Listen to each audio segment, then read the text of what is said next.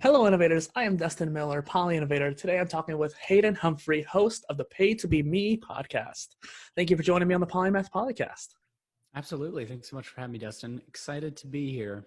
Yes, it's super exciting. We've been talking for a while beforehand, and so I'm excited to finally have this situation happen. Please say hello to the innovators in the audience. Hello. Hey, guys. How's it going?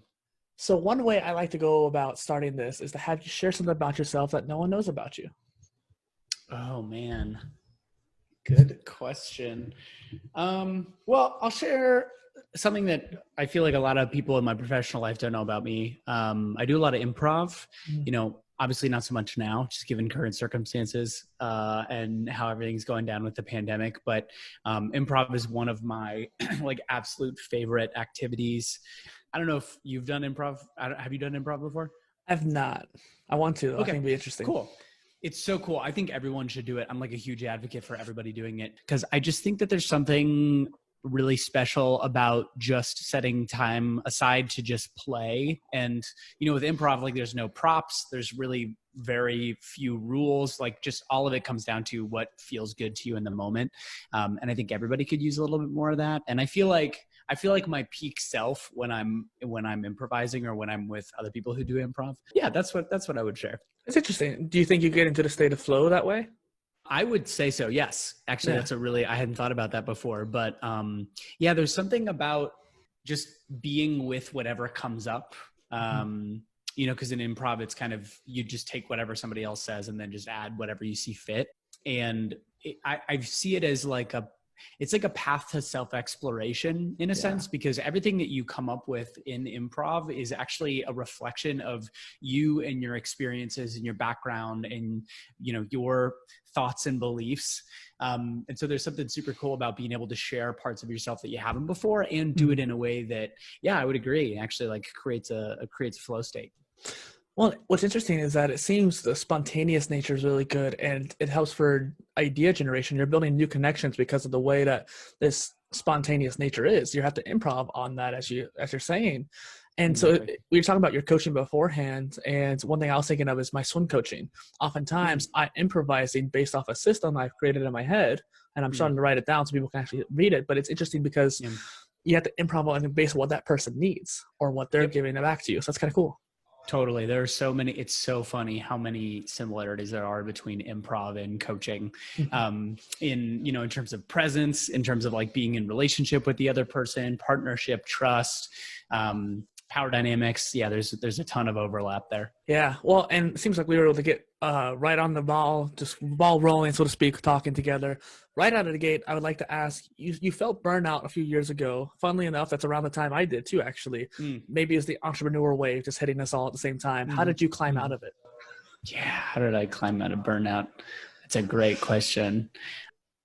I think I climbed out of burnout by just being in massive uncomfortable action. I was actually recording a video earlier today about when people feel stuck and why it is that people feel stuck and why they continue to feel stuck. And I think that people feel stuck when there's a misalignment between expectation and experience. And there's this sense of like, this is not how things should be. Things should be different. And when you look at why people stay stuck, I think 9 times out of 10, it's because they're so focused on the problem or what they view as the problem. They're so focused on the misalignment and they're unwilling or they are too afraid to look at what's it actually going to take from a solution perspective to get me out of this place. And I think that there's a lot of, overlap between your question around burnout and overwhelm and this idea of feeling stuck. And 3 years ago, I was working in a full-time job. I was working at LinkedIn, which was an awesome experience, awesome company to work for. And I had a situation where I missed my sales quota at the beginning of 2017, which it sounds really dramatic, but it was kind of it was a life-altering experience for me. Because at the time it felt like the world was going to end because I was missing this sales quota. And, after it happened and I started to reflect and everything, I just started to realize like, a couple things. Most importantly, how much of my life I had spent based on what other people wanted from me, and how much I had been living with this sense of this is what I should do to seem impressive and be impressive. And I think that's what had me stuck. There's this expectation of like, I should be enjoying this. I should be liking this. I should love this. I'm working at this awesome technology company, in Chicago, and I have all these great opportunities. And that was my expectation. But the experience was I felt really stuck. I felt really anxious. I felt really stressed out. And so there was this feeling of overwhelm, of being stuck, and of being burned out. I was just really tired of doing that kind of sales work. And I was really tired of, feeling like I had to constantly prove myself with this sales number. And so when I reached this, critical point, so to speak, the way that I got out of that, the way that I got out of being unstuck and burned out was I just took massive action. I just decided that that experience was not where I wanted to be. It wasn't the job that I wanted to have. And it's not the environment that I wanted to be in. And so, I decided a couple of months later to leave and jump into being self-employed. And so, that was just over 3 years ago. July 1st, 2017 was my first day of being self-employed, which is crazy that it's been, 3 years since then. But yeah, for me, it was taking massive action. It was deciding to leave without having much of a plan. I had somewhat of a plan, but not, a fully formed plan.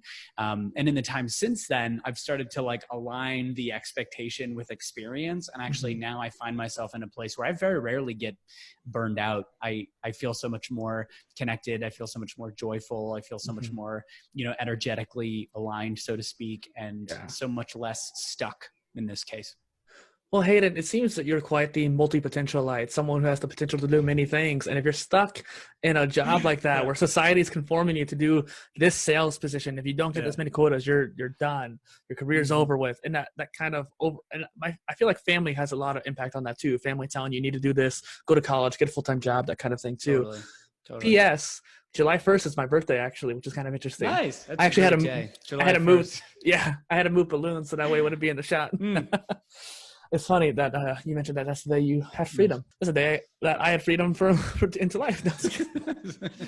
No, but how did you feel then on July 1st? And how did that experience of just weight coming off your shoulders happen? Man, it was so exciting. I just sent an email last week on July 1st as a part of my newsletter.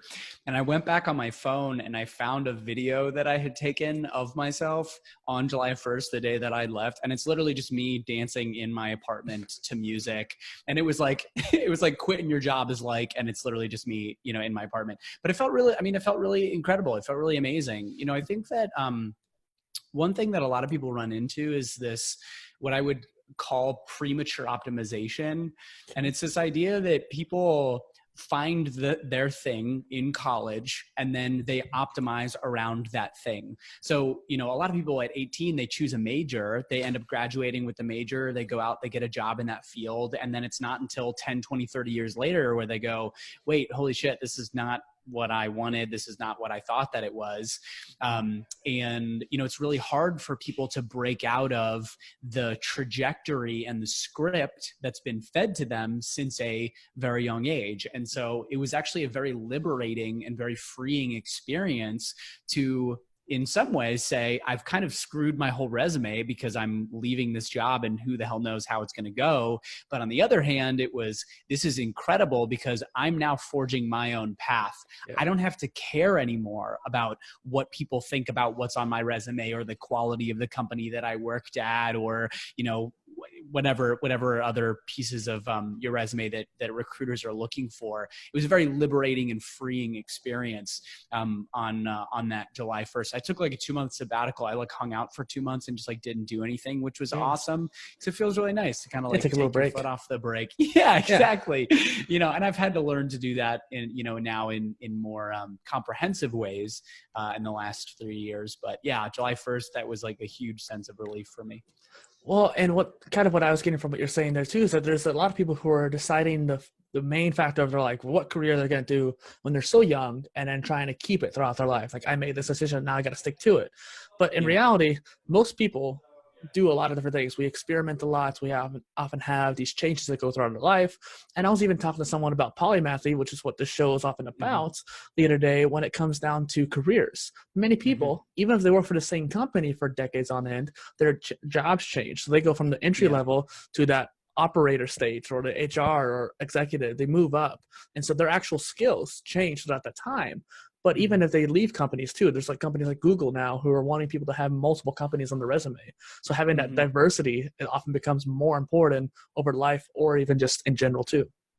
Totally. Yeah. And I think that the experience for the vast majority of people is one of being disconnected from their true sense of self, because you go through and you grow up, everyone grows up in some form of society. And given the nature of how societies run and function and operate, there is a certain amount of assimilation, normalization, and conformity that happens just given that's just how society works. And so I think what ends up happening, actually what I know ends up happening, is a lot of people get detached from their true sense of self, and they start to look at what they want to do from a career perspective, not based on who they are, not based on what they truly like and what their core strengths are and, you know, the core aspects of, you know, who they are authentically as a person, but rather from what society or their parents or their teachers have taught them as this is a good job and this is what you should be doing. And, you know, this is what it means to have a good career. And, you know, this is what it means to be successful. And so I totally agree with you. You know, if you're in corporate, that's great. If you're an entrepreneur, that's great.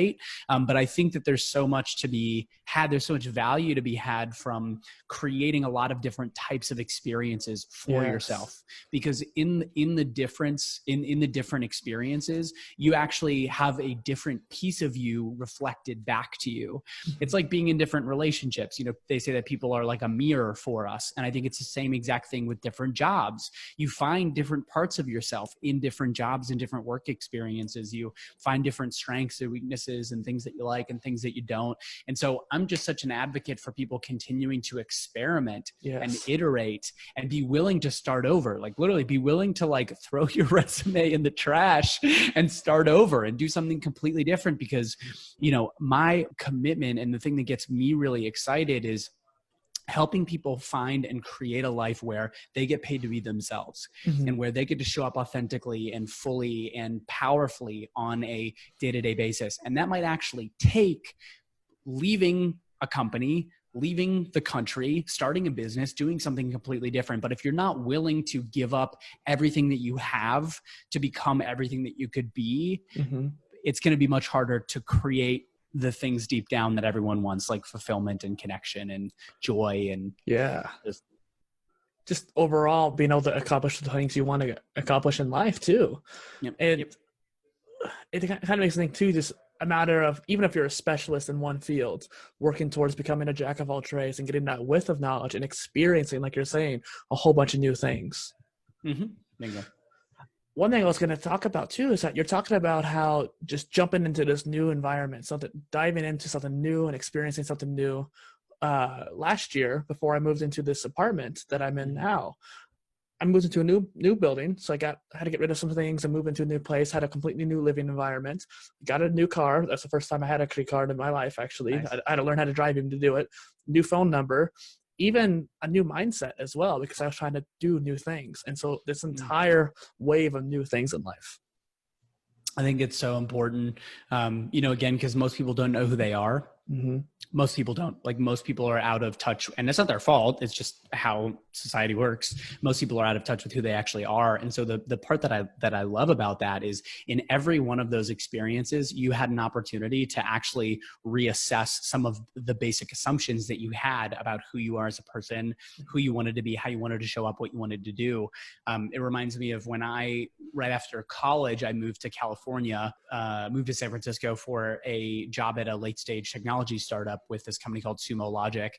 And, you know, it's really interesting because I moved from this very cohesive, very tight-knit social circle that I had in college to the literal other side of the country where I didn't know anybody. And I was living with two people that I didn't really know. I was working at a job with very few people my age, and it was very difficult to meet people. And so in upending everything that I knew about my life and about how things were supposed to operate, it was uncomfortable, incredibly uncomfortable, but I learned learned so much about myself. Like I learned I had to ask for help. I learned I had to talk about how I was feeling. You know, I learned like all of these pieces of myself that would have just been lost in the routine and the normalness of my life before. But because I totally upended it and did something completely different, I actually had the opportunity to find these pieces of myself that I might otherwise might not have. Yeah. It seems like this whole idea of upending really goes down to your more rebellious nature in life. And what does a rebel mean to you then? Yeah. I love this question. It's actually, you know, it's interesting because I've been doing some brand work with a gentleman by the name of Rich Keller, incredible brand marketer.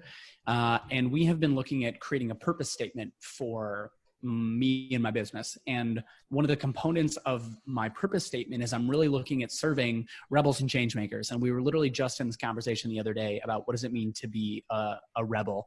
And I think that for me, like the word that comes up is like it's almost like a leader in love, or it's an advocate for love and an advocate for principles, I think is the word that comes up for me. But like being rebellious in the sense of this is how most of society operates, understanding that most of it is driven by fear and most of it is driven by scarcity, and being willing to say, I'm not going to contribute to that story anymore, or I'm not going to operate or normalize that story anymore. And you know, I was talking to you a little bit earlier about this program that I'm putting together specifically for people pleasers, people who are too nice. They don't know how to say no. They have a hard time setting boundaries. And I love thinking about creating rebels through that program, in that people are willing to disrupt the norm in service of creating an experience for themselves that is more loving, that is more aligned, that is more fulfilling, that's more joyful. So yeah, when I think about being a rebel, for me, it comes down to leadership. It comes down to courage, like being willing to disrupt the status quo, and like being willing to stand by my principles and the things that I believe in, even when it goes against the grain, even when it's not, you know, the quote unquote norm, especially I think when it comes down to creating a life that is loving and creating relationships that are loving and creating a life and an experience that is much more joyful and fun and playful. Yeah, being rebellious against the fear and scarcity, and instead going more towards love and abundance. Yeah, bingo, exactly. Yeah. I didn't ask, can I curse on this show? Is that yes, okay? Fine. That's fine. Okay.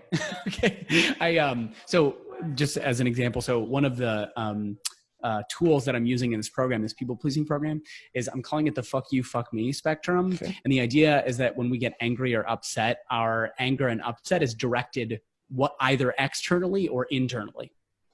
And so for people who are more overt about their feelings or more aggressive, they're more on like the fuck you end of the spectrum. So they're more willing to let you know, hey, I'm angry, I'm upset. But for people pleasers and people who are nice, it tends to be more internal. So a lot of that anger and upset gets directed internally. And so the rebellious piece is actually moving away from the fuck me end of the spectrum towards the middle, but it feels aggressive. It feels assertive. It feels like, oh man, like I'm letting people have it, or, you know, I'm letting people in on my anger and upset. So it's like rebelling against how it usually goes in terms of how people relate to their own emotions and feelings.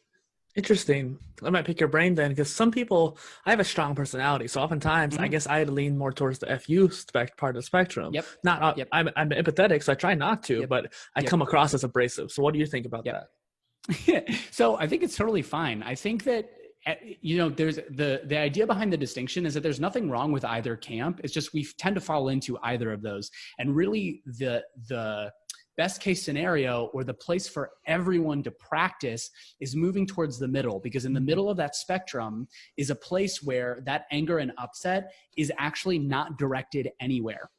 It's not directed at anybody, ourselves or other people. It's felt, it's honored, but it's not actually used as a weapon against other people or against ourselves. Because the thing that I really truly believe is that nothing is personal, and that when we get triggered by something, it has more to do with us. It has more to do with our insecurities. And when someone does something to trigger us, when they say something mean, they say something rude, it has more to do with them and their insecurities than it does with anything, you know, that we're up to. So I think it's totally fine wherever you are. And I always think that there's an opportunity to move towards the middle where that anger and upset doesn't get used as a weapon, but rather is just healthily expressed and felt and honored, so you can move past it and then actually, take whatever action is necessary from there.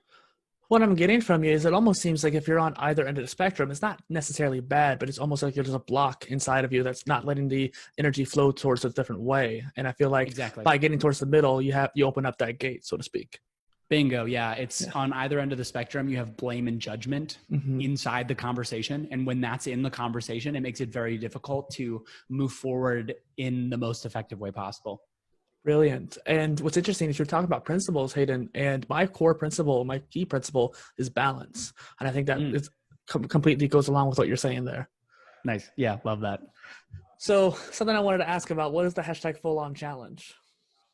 Oh yeah. So the full on focus challenge. So that was a challenge that I took on. Yeah, it's all good. The challenge that I took on, this was a couple of weeks ago. I want to say this was like 2 months ago. So basically I had this moment of clarity where I was realizing that I was distracting myself a lot, with video games, with drinking, with eating, with social media, with a lot of things.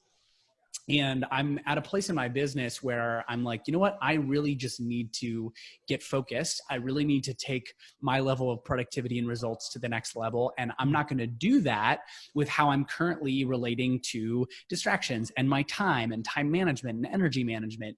And I have this thing where it's easier for me to fully commit to something for 30 days if it's sort of extreme or bigger than like, hey, I'm just going to commit to this for like 2 weeks, this one small thing. For some reason, it's easier if I say, I'm going to do all this stuff for 30 days and sort of make it this big challenge. Somehow it feels easier to do.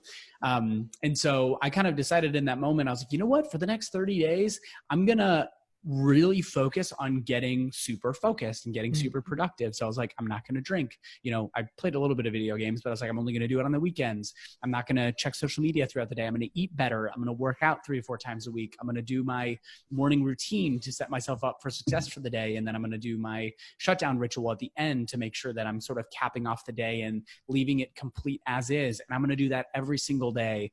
And it made an enormous difference, difference. Yeah. In my level of productivity and how I felt about myself. And the cool part about it, the thing that I love about these sorts of challenges is I think 30 days is a long enough period to disrupt any of the old patterns or habits that were holding you hostage. And it helps you understand, oh, wow, if I did this more consistently, if I ate better, if I slept better, if I stopped drinking, if I did whatever it is, I can actually achieve a higher level of mental clarity, of creativity, of productivity and efficiency. And so after I was done, I've started to bring a little bit of those things, back into my life, like the occasional drink and, video games and all that kind of stuff. Can't get away from video games. Yeah, exactly. But, but for the most part, I've kept a lot of those things the same. And it really feels like after that challenge was over, I sort of stepped into this next level, of myself and of my ability to create, the things that I wanted from a results perspective and from an efficiency perspective. And I'm a big advocate for 30-day challenges. I think it's possible. I think it's doable for anybody. And so, now I'm looking at like doing more of those kinds of things. Yeah. Well, okay. So there's so many different things I can go off of this whole tangent here. I love it. Yeah. First off, it reminds me of Matt Davila. And so he does there was 1 year where he did 12 30-day challenges, and it was very interesting. He made videos on them all, and each one left a different mark on them. So like drinking just water for a month, or taking cold showers for a month, or journaling for a month. And what's interesting, I think, is like what you're saying there, the permanent effects, or semi-permanent at least, because you start creating those subroutines, the systems in place. And so by the time you actually, like you said, you reset your negative habits by creating new systems, and that formed good habits, which if someone hasn't read, listening in, the Atomic Habits, highly encouraged doing that. Super good book. And what you were saying there too really made me start thinking like, well, what can I do to copy what he's doing here so I can try to, because that's the kind of cool thing about us people who are trying to work towards self-growth, is that we not only can we learn off of each other, we can bounce ideas off each other, but we also can just be inspiring to each other as well. Yeah, totally agreed. And that was actually a big place where I got the inspiration to do that was from Atomic Habits, because I Yeah. just finished that book recently. But yeah, I'm a huge advocate for well-being. You know, we were talking earlier about the burnout that I was experiencing 3 years ago. And one of the side effects, and one of the great side effects of doing this personal development, personal growth work, is the amount of anxiety that I experience on a day-to-day, moment-to-moment basis has dropped drastically. I mean, that's the crazy thing about anxiety, is you don't realize how much you have until it's gone. Mhm. And then you go, how the hell did I live with that much anxiety all the time? Yeah. And I think that a big reason why I've gotten rid of a lot of it is because of my focus on well-being, because of my focus on taking better care of myself. And so, you know, I love talking to people who are interested in getting better at those things, because once you start to combine the nutrition with the sleep, the physical activity, the mental, emotional, spiritual, social, once you start to like add, and it's not about any one of those things in particular. It's like, once you start to stack those and add those things up, you realize I can show up as a completely different human. I can show up so much more powerfully, so much more clear, so much more creatively, you know, on a day-to-day basis than like if you're only sleeping 4 to 5 hours a day, if you're eating junk food, if you have no morning routine and you're just rushing immediately into work, if you're not talking about your emotions, if you're repressing your emotions, like it's all of these added things that end up covering up our true nature, which is clear, creative, powerful, productive human beings. Well, I feel like it starts weighing you down too. Just the other day, last week, it was my birthday on the 1st, like I mentioned, but then the day after that, like I was super happy on the 1st. For some reason on the 2nd, just the entire day I felt really sad. There was no real reason why I felt that way. I didn't have any spark that would actually cause that to happen. And I just tried to identify perhaps what could it be, what could I do about it. And I think I just had to just go through the day and wait till the next day, because once the Friday came about, it was fine. But it was just interesting how whenever that came about, I tried to connect with people and try to talk to them like, hey, why do you think this might be happening? That kind of thing. Just try to express that emotion more. Totally. Yeah. And I think that's really important, because the thing that I'm realizing and learning about emotions is it's not a figment of your logical mind. And I think that that's where people get caught up a lot, is they just view emotions, or they think about emotions logically, when emotions are physical. Like they are biological, they are chemicals in your brain. And so when you feel an emotion, it's not like if you just ignore it, it goes away. It stays in your body. It gets stored in your body. And so the repressing of those things is incredibly unhealthy. And it's actually so much better for you to fully express in the moment what's coming up for you. You know, like we were talking about this fuck you, fuck me spectrum, like just fully expressing that anger in the moment, which people please just have a very hard time doing that, you know, fully expressing that anger in the moment so that it can work its way through you.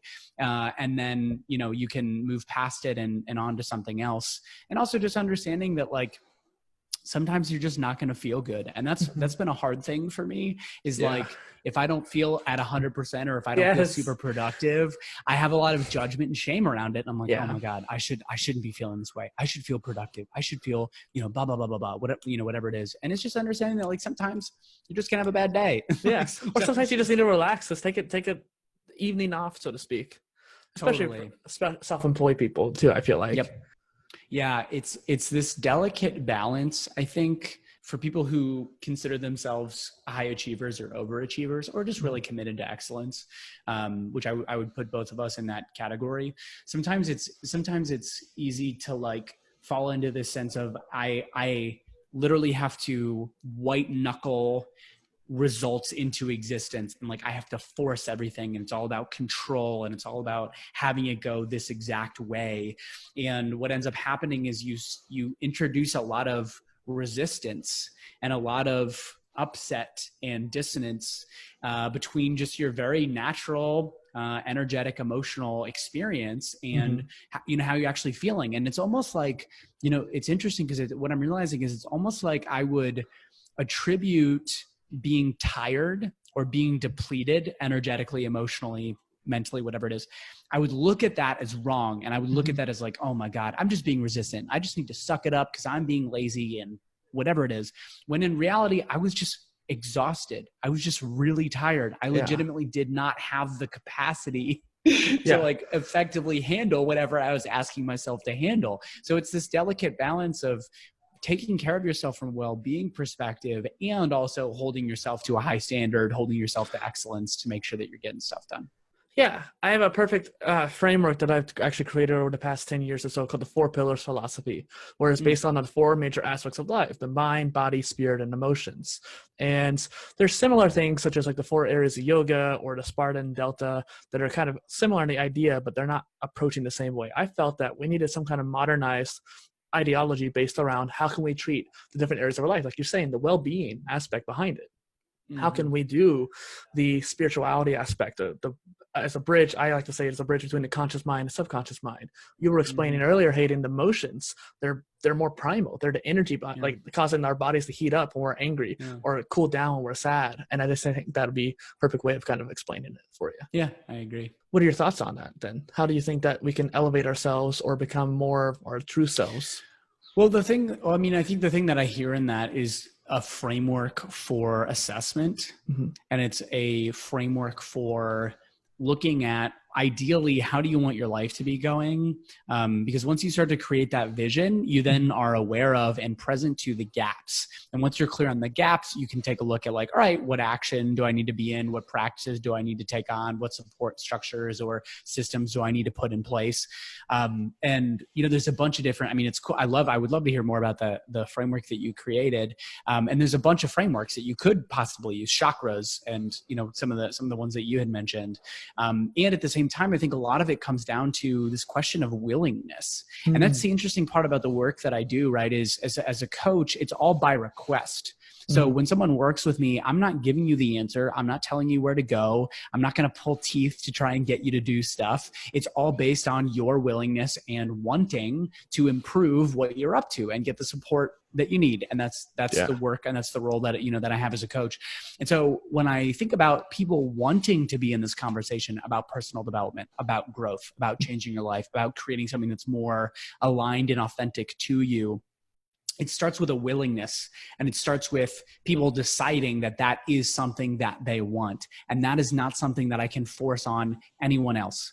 You have to make the decision for yourself that you want something more than how it's currently going, or you want it to be different than how it's currently going. And the only thing that I can do is get out, have conversations with people, and hopefully share my experience, share how I view life, share what I think about them as a person, in the hopes that it has them realize something different, that it makes something click, or that it, brings them to a place where they go, that actually would be really nice. And I wonder what that would be like. And that drives a lot of my behavior. That drives why I do shows like this. That drives why I create content. That drives why I coach and, do the work that I do, in the hopes that these little tidbits and sound bites and, pieces of knowledge and frameworks and distinctions that I share resonates with people in a way that sort of like either wakes them up or, gives them a different way to look at themselves in their lives. Gives them a spark, so to speak. Yeah, exactly. I resonate quite a bit with you, Hayden. I think that what you said there was very inspiring. It's what I often try to go for as well. And I think that you were talking a lot about how that motivation has to come from within, that willpower. And I think that a lot of people have a willpower to change their physique or the mindset, learning more. They want to learn mentally. They want to change their physical body. I often feel like people neglect the emotions, like you were talking about earlier, not just ignoring them, so to speak, like you're saying, or spirituality in a way, which doesn't have to be religious. It just has to be something more along the lines of understanding yourself, that self-awareness. Yeah, totally. Well, it's scary. Yeah, it really is. Yeah. You start getting existential. I think it's scary to be in a conversation around belief systems, around your emotional structure and, emotional identity and spiritual identity. Because I think that the thing that drives all of us is this wanting to belong. That's really at the core of it. And man, we could go on we could have a whole nother conversation around this, but there's this book by Noah Yuval Harari called Sapiens. It's an incredible book. It's a brief history of Homo sapiens as a species. But one of the things that it did for me was it helped me to understand how much of our behavior is driven by biology, and how much of our behavior has been driven by this evolutionary process that created the human being, the Homo sapien, to exist in a very particular way. And just because we wear clothes now and we live in houses and we live in society doesn't mean that our base biological makeup has changed at all. Right. And when you think about the conditions in which human beings evolved and the characteristics and dynamics of human behavior in prehistoric, before civilization was a thing, it was all about tight-knit social circles. That was the whole point. The whole point of living and being a human being and being alive was connecting with other people and being in relationship with other people. And so the most primal fear that we have is the fear of not belonging. It's the fear of being alone. It's the fear of not being seen, the fear of not being understood. And I think that it feels like there's a lot more at stake when it comes to reassessing and understanding and exploring our emotional and spiritual physique than our intelligence about knowledge or our physical bodies. There's something more intimate about it. There's something more vulnerable about it. And so I totally get why people avoid this work. I totally get it. And it has me in this conversation of like non-judgment and compassion and just holding space for people like, hey, when you're ready, if you want to take a look, like I'm here. I've got no judgment. I'm ready to love you regardless of like what you find or what comes up for you or how you react to it. But it's definitely, I think, a scarier conversation to be in.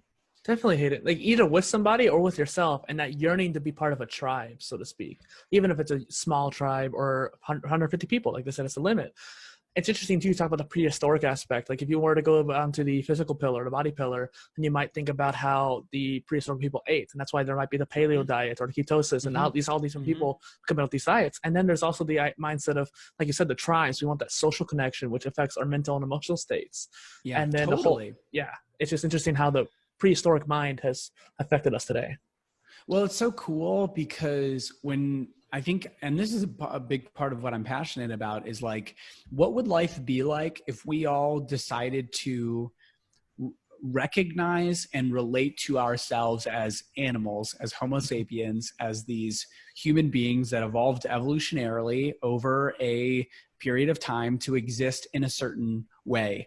And you think about the kinds of things that would make for a healthy prehistoric human. And to your point, it's what are you eating? How are you eating a healthy, balanced diet with things that are non-processed? You're eating vegetables, you're eating lots of fruit, you're eating nuts, whatever it might be. You're getting enough sleep. It's crazy that we now think that we can survive and function healthily on less than 8 to 9 hours. It's just not possible, Well, to interject there is the different chronotypes. Have you looked much into the sleep chronotypes? No. Okay. Sure. Yeah, I'll share a little bit. It's interesting because I don't know how definitive it is because they're still doing studies on it, whatnot. But there's talking about the early bird versus the night owl, which everyone knows there's that dynamic. But there's actually two different chronotypes per one. So you have the lion and the dolphin for the early birds and the wolf and the bear for the night owls. And the lions and the bears need to sleep 7 to 9 hours, have that long rest, because that's how they just get all of their cycles going through, their sleep cycles. Whereas the dolphin and the wolf need actually only about 6 to 7. Cool. So I thought that was interesting. Yeah. Nice. Yeah, that's awesome. There's a really good podcast. I don't know if you listen to Joe Rogan, but he had a gentleman on by the name of Matthew Walker, who's a neuroscientist from UC Berkeley, and they did a 3-hour podcast about sleep, and it just blew my mind. But that's cool. I didn't know that. But I think to that point, right, it's about exploring and understanding how you function best, regardless of how that actually shows up. But I think it's looking at, like, if we related to our lives and looked at developing and creating our lives through the lens of what's best for us as animals versus what we are unconsciously fed from a societal perspective about how things are supposed to be or how things are supposed to go. And I just think that there's so much value in understanding the distinction between the two, how we're unconsciously taught to live our lives, and, really intentionally starting to create and shape the way that we live, with the understanding that we evolved to exist in a certain healthy type of environment. Yeah. Staying away from the conformity aspect and trying to break out of the rat race, as they say too, and really just exploring yourself. And I think what you're saying here takes a lot of self-awareness. How do you think that people can find that what is crucial, do you think, then, for gaining self-awareness?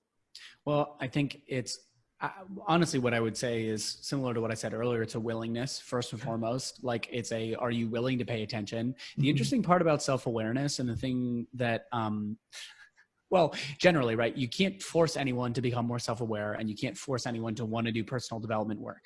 And this might be sort of a weird thing to say, but sometimes really traumatic rock bottom experiences are actually really good for people, because what it does is it totally shocks your system. It takes you out of the norm and the routine of how you've been living, and it actually has you face directly head on the unhealthy things that you've been doing and the ways that you've been getting in your own way and avoiding the work that needed to be done from an inner perspective to heal and create what you wanted.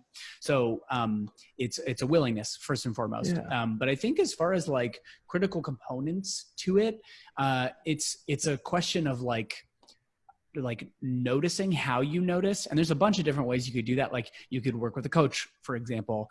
You could be in a mastermind group where people are giving you feedback. You could do the work on your own, just by journaling, by reading, by consuming this content that is going to reflect back parts of you that you might not necessarily have noticed prior. I think the other piece to it, outside of like the specific function of how you build self-awareness, is the structure or accountability. Like how do you hold yourself accountable to taking on that work in a consistent fashion? And that's the part that I love about coaching. It's what I do with my clients, and it's also what my coach does with me. I have met with my coach every week for the past 2.5 years, and we've had a conversation about, what are you up to? What's getting in the way? What do you want to create in the next week? And it's all about creating and generating awareness. And it's amazing to have someone else involved in it who's trained to listen for things that I can't see, because we all have blind spots. We Biases. all get totally. Yeah, exactly. And we all get the tunnel vision, and we have a harder time elevating, outside of ourselves, to be able to look down in an objective third party way and really take a look at like, oh, what are the patterns that are, getting in the way? So I think to answer your question, it's first and foremost a willingness. Then it's taking a look at like methodology, like how do you want to go about building that self-awareness? And then also looking at like, what's the accountability or consistency with which you're going to take those things on. Yeah.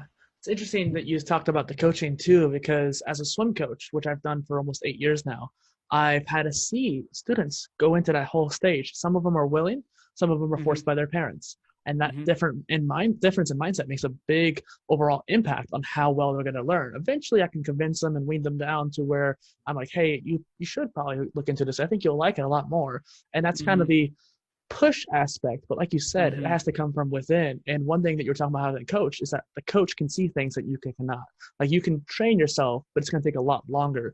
If I saw someone swimming, I immediately already see the different things. How's their hands going? How's the legs going? And I think that with your coaching going on, I think you're seeing the same thing too. And you're talking about your coach seeing what's going on with your life, that kind of thing. So I was taking baby steps comparatively to when I hired a coach. Yeah, exactly. I've seen people try to learn to swim on their own, and one day after, not to be modest, but one day after with me, they were already doing a lot better. And so it's interesting. Yeah. What is your overall goals with coaching? So the overall goals that I have with coaching, I think, tie into my overall goals for the impact that I want to have and the work that I want to do out in the world. I think the cool thing about coaching is it's a vehicle to support people in moving powerfully forward in their lives with their own answers and their own paths and strategies, if that makes sense.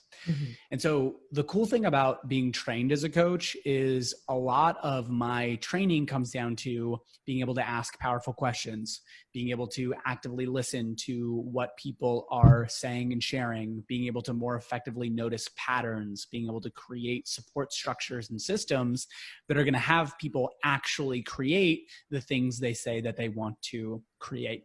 And so I think for me, the very long term, I love my one-to-one coaching practice, and I see it as so much larger than that. There's a lot of different facets to it, similar to what I was sharing with you earlier. I'm really excited. I'm starting to put together a group coaching program right now that's specifically aimed at helping people break up with their people-pleasing tendencies. And the cool thing about that is it's an opportunity to create a much larger impact versus just like a one-to-one conversation. I can actually like have that conversation, with 6 people at the same time. And then, eventually I really would love to get into speaking. I'd love to like write books eventually. I'd love to do some teaching. For me, it's always looking at what are the different tools, strategies, processes, systems that I can use to better understand human behavior, and then I can use to better understand myself, and then I can use to better understand these patterns that show up in life over and over and over again. Because I think that, are you familiar with systems thinking or systems theory? Yeah. Okay. So literally everything is a system. And sometimes, well, with a lot of things, it's like too complex to actually understand the intricacies of how every single thing plays out. But on the whole, there are these larger predictable patterns that you see in life over and over and over again. And I think the cool and fun thing about the work that I'm doing with coaching is it's helping me realize much more quickly where those patterns are showing up. And once I start to realize those things, I can actually leverage it. I can use it in my own life. And I also can then take the things that I'm learning and put it into a piece of content, into a framework, into a tool, into a podcast interview, into a video that has other people learn that same thing more quickly and in a more straightforward fashion than how I learned it. And so to answer the long answer to your question, but with coaching, I really see it as a tool for greater understanding. It's amazing. I love the work that I do, the impact that I get to have with people. And I just see it as a tool for me to become an overall more effective communicator, healer, speaker, entrepreneur, business owner. I just want people to create lives that they feel are authentic to them. And there's so much value to be had in diving deep in an inward fashion and starting to heal yourself. Right. So the more that I can just create things that help people do that, that's the whole goal. Creating things that help with that self-awareness and impact and overall reaching towards the new goals. Bingo. And I think I want to use an analogy just to kind of explain systems thinking to the audience in case they weren't able to keep up too much. Whenever I teach swimming, for example, there is a system that goes in place with the lungs. People panic in the lungs. And this will help a lot of people if they're looking at learning to swim better too. But a lot of times that panic doesn't come from the fact that they need to breathe in. It comes from the fact they need to actually exhale the CO2. It's the muscles starting to get kind of tense from that. The brain starting to feel like we need more oxygen, not CO2. Let's flush this out. And people don't breathe out enough when they're underwater. And so there's certain signs that I've seen that system ends up showing in the fact they start speeding up, they start getting a little bit more wobbly, they start smacking the water more. And those signs are part of the overall system showing me that this person needs to be stopped for a second, take a breath, I'll help them up or something like that, or reevaluate how they're going about it. Like blow out a little bit and you'll go a lot farther. And I think that's a good analogy for systems thinking. And showing off how you might even try to take on your own coaching as well and try to help people towards the systems that are based off not swimming, but in their life and all that. So yeah. Bingo. Exactly. What sort of things are systems to you that you're looking out for when you're teaching somebody or coaching somebody? I mean, I think a really easy one is just looking at fear as a system. What I've come to understand is that every time that I'm afraid of something, that means that I need to run directly towards it and I need to go do that thing. Because then the expansion of my comfort zone becomes a system. It becomes something that I notice when it comes up. I know what to do in the interim, and I know the after effect, or I know the result that's going to be created. And so I really have started to in the last couple of years, systematize how I go about my own personal growth. And it's sitting down and understanding like where are those areas and those things that I'm really afraid of, and how do I start to directly jump into those things, because the benefit is always far outweighs whatever the cost is or whatever the fear is. Yeah. Yeah, no, I wanted to keep hearing you say that because it's fascinating. Whenever you were talking about that, I was thinking like, how can I learn from you then about chasing after fears? How can you go after fears like that then? Yeah. Well, so I think there's a couple things. So I think one is understanding that we do not have to become our fears. And it sounds so cheesy and cliche. And I didn't actually notice it or actually fully understand this quote until literally this exact second as it's coming out of my mouth. But this idea of the only thing to fear is fear itself. It's so funny because it's actually so accurate. It's like the worst part of fear is like the physical response that we get in our body. Yes. Because of, whatever the thing is. And, granted, it's one thing to say that, right? But when you're actually physically feeling it in the moment, it's very difficult to like choose to act anyways. So a couple of things that I'll share. One is you don't have to make the decision from fear. And I think that this comes up a lot with emotions too. People become their emotions. You are not your emotion. If you get angry, you do not have to make a decision from anger. You can actually choose to feel and hold and express your anger and make decisions from a different place. So I think that's one of the really important things. Same thing with fear. You can hold the fear, honor the fear, feel the fear, and choose to do something anyways. They say that's what courage is. Yes, courage is feeling the fear and doing it anyways. And so part of it is understanding that. Part of it is, and I think this is something that everybody can do, is understanding and looking back and saying, where have been the times in my life where I've chosen to do the thing anyways, in spite of being afraid, and what was the benefit? Because part of what you're looking to do is you're literally looking to train yourself and train your brain to understand that whatever the physiological response I get in my body is, it is worth moving past that in order to get whatever is on the other side of the fear and what it is. Part of it that I would share is like gradient. Also, like, if you're going to if the thought of leaving your full-time job to go out and do your own thing is horrifying and terrifying, and there's no way you would do it, don't try to do it. Start with something that's lower gradient, create a side hustle while you're still working, do something along those lines. Or the last thing I'll put in is just creating an accountability buddy, an accountability system. I think that's a great thing about the work. And the thing that I really love about the work that I do is I get to have a conversation with people where, left to their own devices, people will choose from fear and they'll get stopped by fear. But you and I get to have a conversation about, okay, that's great. And I get that. And who do you actually want to be about this particular action? Who do you want to be about this decision? Because most people, if given the choice, they'll choose something else other than fear. And if you choose from power, if you choose from joy, if you choose from the person that you want to become a year from now, that usually gives people access to something else that has them move forward in a way that's more powerful versus getting stopped by the fear in the first place.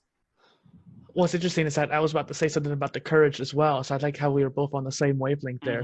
I was tipping my tongue right there. And back to the swimming analogy once again, actually, because it's exactly the same thing as you were saying there. The reason why I mentioned it up is that it's the fear of not being able to breathe that causes a physical response. The heart rate starts to increase. Your temperature starts to rise because you're starting to not activate fight or flight per se, but start getting more like, hey, I need to get to the side and start breathing again. And so you're going to start responding more physically, and your mental state starts to get more and more fearful.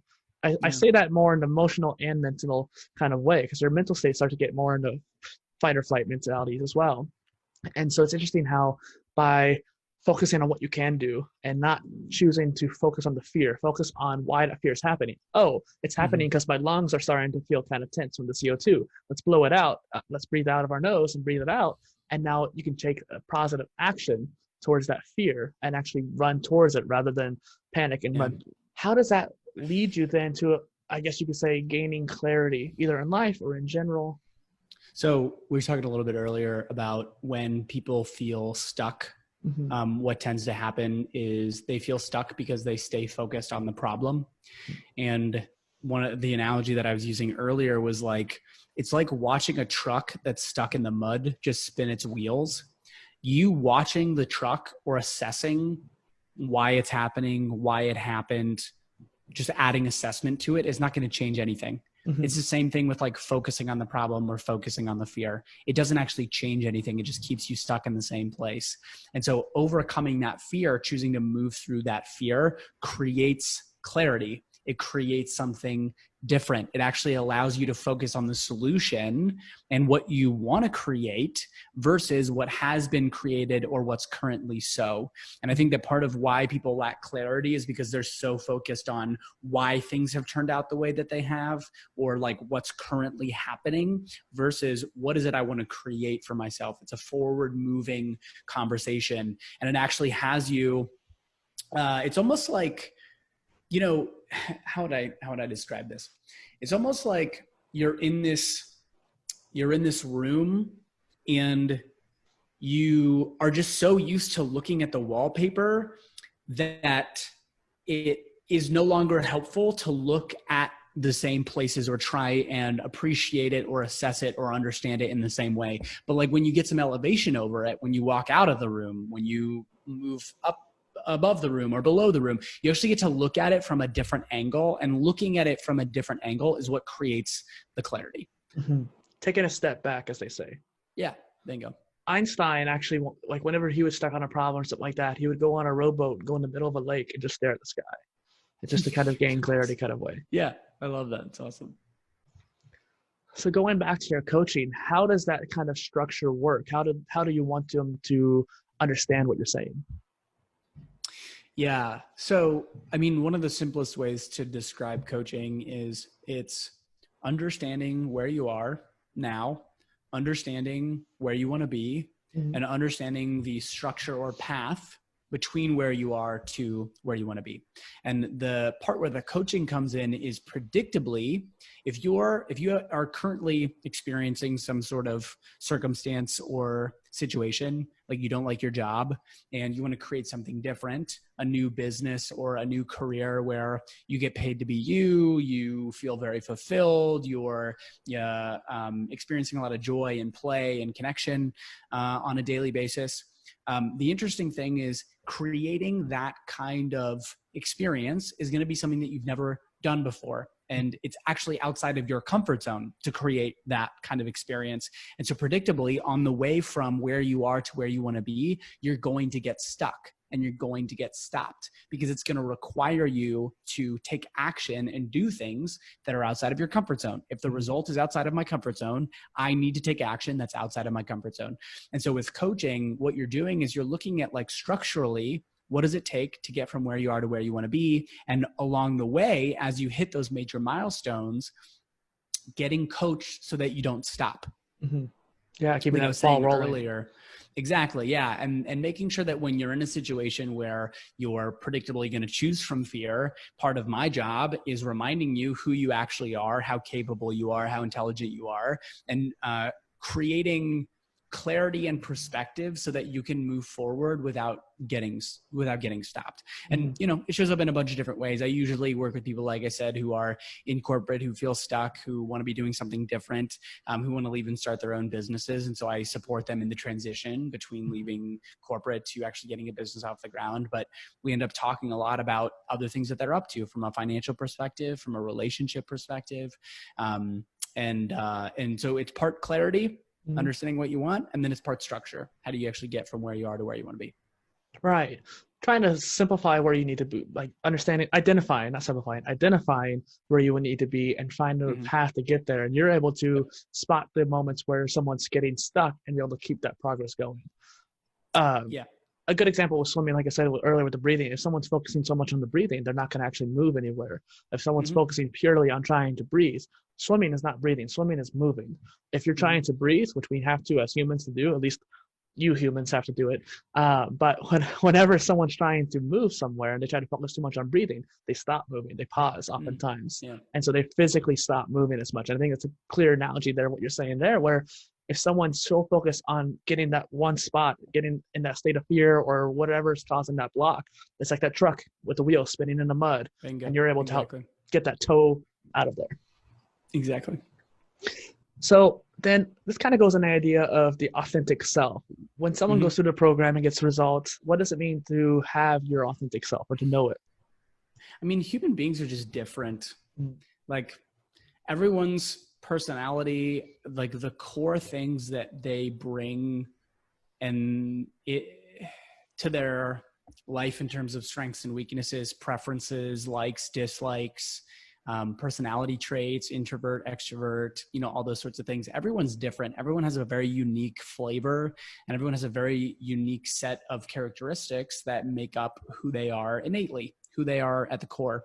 And so I think the idea of discovering or rediscovering the authentic self is starting to peel back all of these layers of conditioning and all of these false and limiting and disempowering beliefs that society places on us as we grow up inside of it, similar to what we were saying earlier. If you live in society, you can't get away from having some of these beliefs placed upon you. And so in rediscovering your authentic self, it's actually noticing over time, what are the stories that I have that aren't accurate, that aren't true, that are rooted in fear? And what are the parts of me that I notice over and over and over again that are rooted in love, that feel good, that feel right, that feel aligned? And it's starting to put together this cohesive picture of here's who I am as an authentic individual. Here are my likes, dislikes, personality traits, characteristics, that sort of thing. And then, the next step is looking at how do I build a life to reflect that and build a life where I can just show up in those qualities, exhibiting those qualities on a day-to-day basis. And I don't feel like I ever have to be anything that I'm not. I don't have to perform for anyone. I just get to show up and, be my most authentic self in every moment. Yeah. So what I'm getting from you, Hayden, correct me if I'm wrong, is that you're identifying a profile of a person, helping them have the self-awareness of understanding who is that authentic profile of that person there, and then helping them manifest towards the overall arching goal of where they want to be. I think that people know who they are, and it just so happens that we're usually not so much in touch with that. So I think you're spot on. It's getting clear on who are you innately at the core. What are the characteristics of that? And then how do you create a vision of your life and a set of goals that's a reflection of those things? So yeah, I think you're spot on. What are some characteristics then of the authentic self? I think it's different for everyone. And this is a really good question, because this is actually, I'm like, this is not a question that I've had to answer before, because I think it's different for everyone. But what I would say is that characteristics of the core self are characteristics that are rooted in love. They're rooted in compassion. They're rooted in non-judgment. So stuff like feeling lazy or irresponsible or too much or not enough, et cetera, are all rooted in fear. They're all rooted in these false, disempowering stories that we've picked up as we've grown up. And so the authentic self is how you show up and who you show up as when you're feeling the most aligned, when you feel the most powerful, when you feel the most alive, in a sense. For me, I know that a big piece of who I am authentically is I'm just a joyful person. I'm a positive person. I'm an optimistic person. I'm a loving person. Yeah. And so when I'm not showing up that way, it then becomes a question of okay, what's in the way of that? Or what has me limiting myself here? But that's who I am authentically. Other people bring other traits, other characteristics, other, essences. That's just who they are authentically as people. But I would say at the core, it's what are the aspects of yourself that are rooted in love and that feel very natural and vibrant, when you show up that way. And over the past couple questions and tangents that we've had, I keep getting these scientific and spiritual vibes from you. And like I said earlier, my key principle is balance. I often try to find the bridge between those two areas, specifically ideology and science. And so where do you see yourself having that balance, either as a coach or as a person? Because I'm seeing that from both ends. Beautiful question. So this is actually really important to me too. And I think that where it comes from is my parents are very different people. And my dad is very realistic. He's very pragmatic. He's very much so how is that going to happen logistically, et cetera, et cetera. He's the total realist. And my mom is the eternal optimist. Everything's always going to work out. It's always going to be great. It's always fine. And so I think that I've developed this really cool mixture of these two pieces, where part of it is understanding that we cannot get away from the fact that we are physical beings. We are we are physically rooted in this body. We live in a physical world that is bound by physical laws. We cannot get away from that fact. And at the same time, I do think that there's this added dimension of spirituality. There's this added dimension of expansiveness. There's this added dimension of understanding that like we are interconnected, and that the only meaning that exists is the meaning that we assign to things. And I would rather choose to see things as always working out, as positive, as optimistic. I would rather focus on the positive qualities and aspects of things that are going on, while also understanding and honoring the fact that that's not always the case, or that terrible things happen, or that, you know, as much as I want to create this beautiful vision for my life and what I want to have, it's not just going to happen. Like, I have to put in work. I have to be willing to go out and take action and do things that are uncomfortable, that are bounded in this physical experience, in order to create this optimistic vision that I have for myself.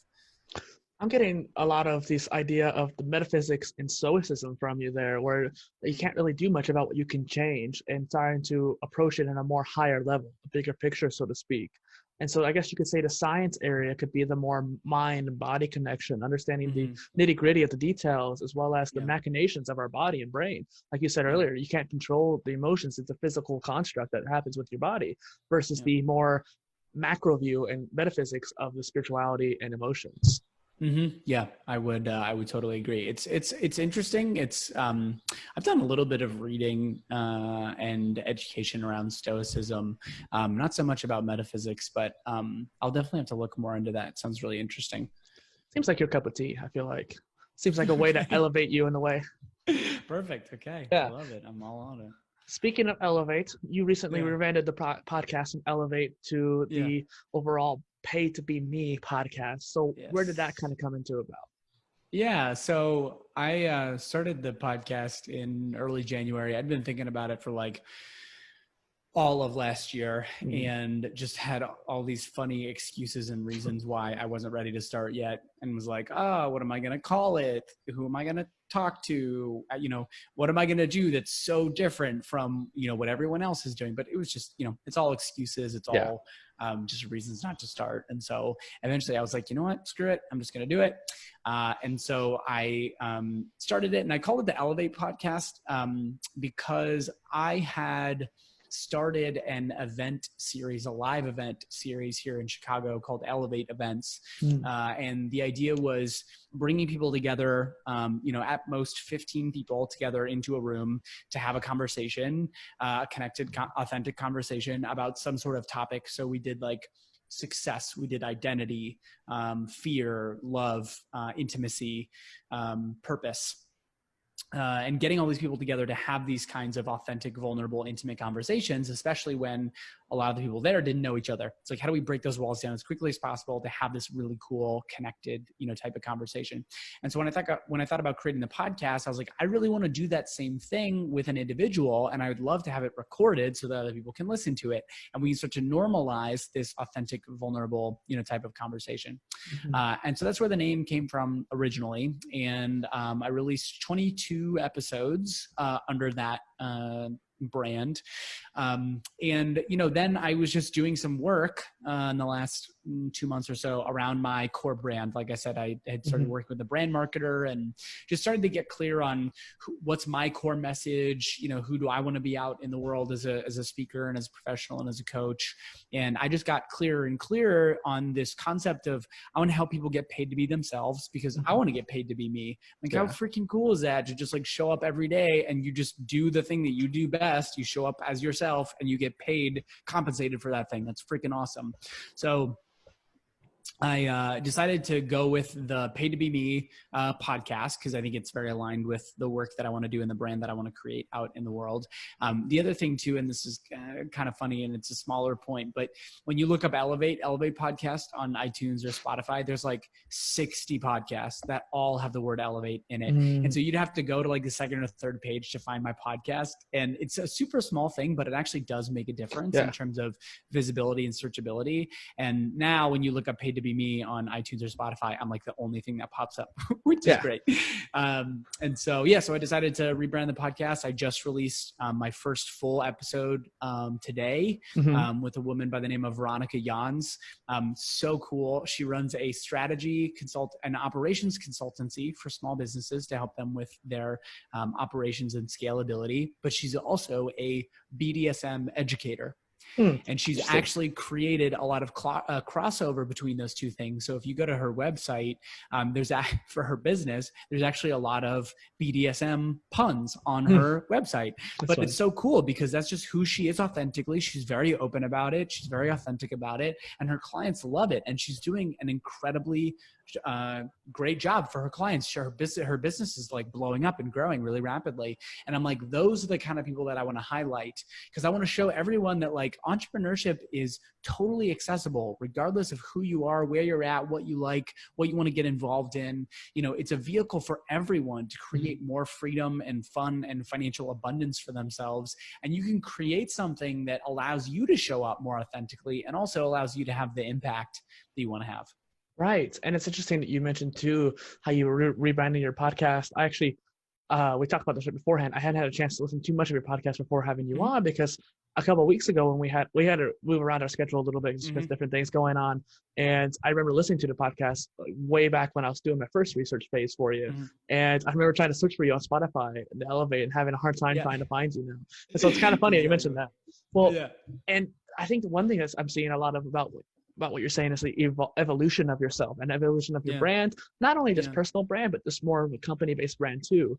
When I started out, I had more of a company-based brand and I realized it wasn't working. So I pivoted to PolyInnovator. I think it's interesting how we started out with the podcast and then evolving into the next phase of that podcast. So instead of going, the old name was United Living Construct, so ULC Web Tech Podcast, to the Polycast. And I kept that in that whole tree of, like, if you go down to the bottom of this podcast, you'll see it. But because I think it's about the same kind of idea, but it's evolving, just like your podcast is evolving as well. Maybe 10 years down the line, you'll evolve it again. Totally. Yeah. And man, that's like I think that's the whole point of being alive, is evolution and growth. I'm like, if there was one point, if there was one thing that life meant at all, it's evolution, it's growth. That's just what everything does. That's what every plant, animal, living thing, and non-living thing does, is it changes, it transforms, it grows, it evolves. And I think that, humans are not above that. I think it's the whole point of being here and, doing anything and finding joy in anything. It's just continuing to evolve and grow and get better. And I think that, I think a lot of times that's why people end up becoming down and out and depressed and lost and stuck, is because they lose sight of the growth piece of it. Like, if you graduate college and think that that's the last time that you're going to learn, I'm so sorry. I'm sorry that, like, that's in some ways, I'm like, that's kind of like where it ends. Like, that's where the joy ends. There's just so much to be learned, and there's so much to be experienced, and there's so much to be, developed.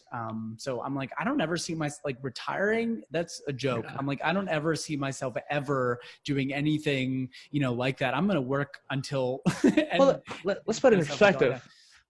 Lifelong learning is something that it's human nature to be learners. That's who we are. And Darwin was saying how it's the creatures who are most adaptable to change are the ones most likely to survive. And that's the precursor to evolution. One other good example, in fact, at the very beginning of our conversation, I was thinking about the concept of ikigai. And I was thinking that would be a really good way of going about, I think I just forgot to mention it at one point, but you were saying how you don't want to stop working, you don't want to retire. And just a couple of years ago, I made a Facebook post of all things of saying, like, I wonder why we have the system of having to retire. Like, we shouldn't have to have that reason of retiring. We should have to be able to do stuff we want to do for the rest of our lives. And ikigai is a Japanese concept. And some of the regions where it's most popular are people in their 80s and 90s still working day in, day out because they love what they're doing. Nice. That's awesome. Love that. Yeah.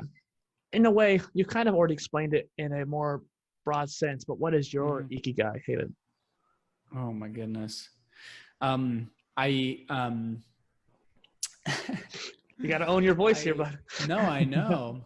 Well, so I defined like a mission statement for my life a couple of years ago, which was to document and elevate the human experience. And I think that anything that I can do that fits in that realm is very much so aligned for me. And I think that shows up in part in coaching. I think that shows up in part in speaking. I think that especially shows up in writing and in having these types of conversations, like actually being able to articulate and explain what I've learned to be true about myself and about life.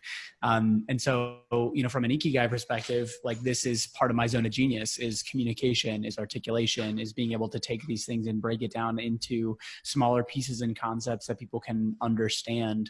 And it's now just looking at what's the most effective way for me to get paid for that. Like I said, like I really want to get into speaking. I, really want to write books. Anything that I can do to take the things that I'm learning and put it into a piece of content that people can consume, I'm happy.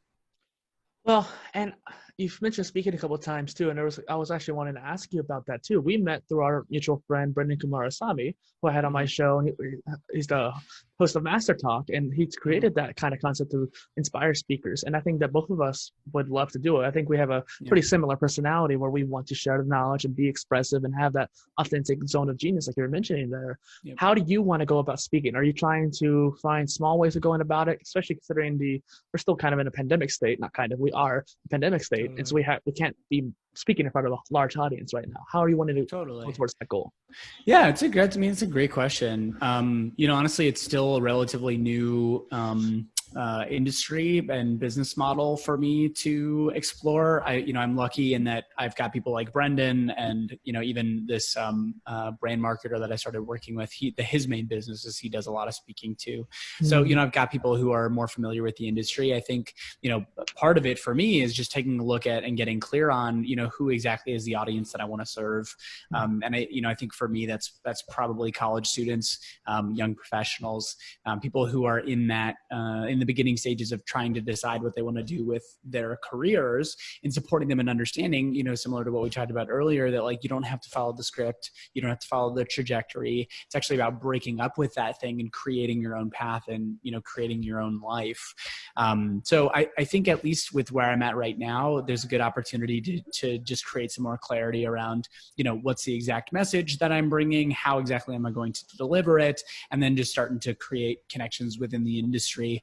And talk to people who know what I don't know, because I think that's one of the most important things you can do in starting any new venture is like talk to someone who's done it and is successful in it and can like point to all the blind spots that it would otherwise take you a much longer time to figure out. Yeah, not coaching per se, but finding someone who's ahead of you to teach it to you in a way. Bingo. Yeah, exactly. And it seems like your first step then is basically networking and causing those connections to be formed in order to grow and that kind of thing. There's actually something that I wanted to mention to you is that I joined an app beta for what's called a Voice Hub on the phone. And what's interesting about it, it's almost kind of like a live podcast situation that's almost a mix with TED Talk. And so it's interesting how you could present yourself like a TED speaker, or you could make a recording and send it out like a podcast on this app. And so it's a voice-centric platform. And I can shoot you an invite afterwards or something like that. Yeah, please. Yeah, that would be awesome. That sounds really cool. And so what do you think speaking means to you personally then? Like what drives you to be towards it? Yeah. I think it's because it's one of the things that I'm most afraid of. One of the things that I've realized about myself, and one of the things that I know to be really true about people pleasers, is they have a very hard time taking up space and viewing their own desires, wants, preferences, needs as important. And one of the things that I've struggled with for a very long time is viewing my story, my experience, my voice, my message as important and valid and necessary and real. And so I think that, speaking is a thing that scares me. And so that's part of the reason like why I want to run directly at it. Part of it is I just really enjoy talking about these things. I love sharing. I love, again, communicating, being able to take these things and break it into smaller pieces that people can more readily understand. And I think it's been recently, like this year, where I've really finally come to the understanding and come to the realization that the way that I think about life and the way that I think about things is different, and it's unique. And it's also, I think, really important. Like, I think the world needs more love. It needs more compassion. It needs more patience. It needs more non-judgment. It needs more people who are willing to break up with the script that they've been fed as they've grown up and be willing to step into an experience of life where they are the creators. They're not following this unconscious set of rules that's been given to them. They are intentionally and proactively designing, creating, and living their own lives. And that is the message that I want to share. And that's the thing that I think is incredibly important, because it's the thing that everyone's looking for. Like, everyone thinks that it's going to come about when they get the next promotion, or when they make enough money, or when they know the people that are the cool and popular people to know, when in reality that has literally nothing to do with it. Absolutely nothing to do with it. And so much more of it comes down to how you relate to yourself, how you relate to life, how you evolve, how you grow. But step one is breaking out of those scripts, being willing to be in that conversation about changing and evolving. Man, Hayden, I resonate with you so much. I respect your principles too. You sure we weren't separated at birth? We're not twins in a way? Yeah, maybe. We'll have to check on my mom. Yeah. Yeah. Pivoting this a little bit here, because we both have a affinity towards video games. What is your favorite video game? Oh man, it's League of Legends. League of Legends, interesting. League of Legends, yes. It's so funny. I had not played it at all up until, when was this, 6 months ago? And then I downloaded it and I started playing it, and I was just hooked immediately. Yeah. And the part about it, so there's a couple things that I will go on a very short tangent about. A couple of things that I really love about it. One is, it is, for how simple it is, there's one map. The dynamics of the game are extremely similar in every function. The thing that's different is you can choose a champ, and they all have different abilities and very different play styles. But there are so many dynamics to understand in this game and to get better at this game. And I think that part of what flow is being involved in a system where there are rules, and you are asked to get better and to practice. You're feeling challenged within a certain set of rules. And so what I find is, the more and more that I play, the more that I feel like I'm entering a flow state when I'm playing, which is it's just so fun. And I think I have a natural knack and affinity for it anyways. The other piece is my roommate plays, and he and I play constantly. And so it's just fun to have another person to play with. And we literally sit right next to each other at our desks and play together. So it's fun to have that social piece too. Well, what I'm getting from you is it almost like you're encouraged to break a game when you get to, when you sit down there, you're trying to find what's called the meta game, the areas of the game that you find, after playing it for a while, you start seeing, oh, this character does this kind of glitch or this weird situation. For example, there was a situation in a game called State of Decay where when I was playing it, there was it's a zombie game. So if you're not careful, waves of zombies are going to come get you. Yeah. And there's a certain system in place where there's a 1, 2, 3 level scale. And there's a 3, you better get back to your base and defend it. Otherwise, you're going to lose people. Yeah. But that scale only really works at certain points throughout the process. If you're in the middle of a mission, then the scale drops down dramatically in speed. And so you can actually take your time in that mission without really any repercussions. And you get to actually explore the game much more deeply in a way and take advantage of that system. So it's systems thinking, like you were mentioning earlier, try to find what systems can you take advantage of and really find that meta game overall. Bingo. Yeah. There's, I just think video game design is also incredibly interesting. There's a couple of documentaries like Indie Game, the movie, super fascinating. They just follow these indie teams around who are designing games. And there's just so much thought and love and intentionality that goes into creating that kind of engaging experience. And I think a lot of times, unfortunately, that's lost in the culture of how people relate to it more generally. But yeah, I'm a big League of Legends fan. Love it. That's awesome. And I'm sure League of Legends has so many systems in place to be able to find that metagame. With all those champions too, I tell you what. Every year there's things different, more interesting. So getting close to wrapping up here, where do you see your podcast going in the future? You've kind of alluded to it in the past already, but I want to see what you would answer. Well, so I think the thing that's important for me is I want to create a repository of conversations, really intimate, authentic, valuable conversations with people who are in all different types of backgrounds, all different types of life experiences, all different types of business systems in different industries doing different things. Because I want anyone who has any any inkling of an interest in entrepreneurship to be able to come to this podcast, find someone who is like them, from the same background, has the same life values, is doing a business and is creating something that's really cool and exciting and is making money doing it and getting paid to be themselves. That's really where I want to get to, is supporting people and getting more involved in entrepreneurship, and also creating a new definition of what it means to be a lifestyle entrepreneur. It doesn't have to mean sitting on the beach. It can mean, creating a drop shipping business and, doing that on the side of your regular 9 to 5, whatever it is. There's so much flexibility in that. Living more of a life that you want to live. Bingo. Yeah, exactly. So obviously we want to check you out. And so I'm going to make sure I have all the links in the description, but where can people find you online? Yeah. So website's easiest place to start, just haydenhumphrey.com.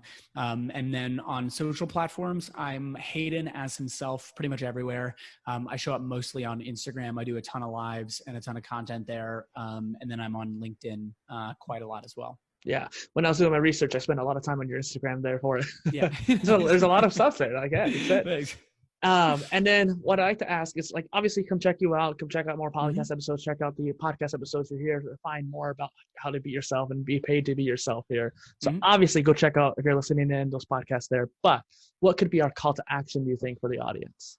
Oh man, I'd say, in the next week, this conversation around fear, just take a look at just take on something that you're afraid of. Just take a look at what's the thing that you've been unwilling to practice or do, and how can you really intentionally, go out and take that thing on? Because that's ultimately what growth and development is. It's just this systematic, consistent commitment to being in action, even when you're afraid, even when it's imperfect, even when you don't understand necessarily how it's going to go. Right. And just putting yourself out of your comfort zone almost in a way and chasing that fear. One example before we wrap up was Tim Ferriss, and he has a habit of going out and doing things that makes him uncomfortable, such as going out in the street in big baggy 70s pants or a clown suit. I don't know exact examples, but essentially stuff like that where people are going to treat him like he's ridiculous, put him in out of his comfort zone. So thank you for coming on, Hayden. I loved it. Absolutely. Yeah. Dustin, thank you so much for having me, man. I love these kinds of conversations and just really appreciate this and the work that you're doing out in the world. Thank you. And I think that I was able to get into state of flow talking to you. So I think it's great. Perfect. Yeah. That's awesome.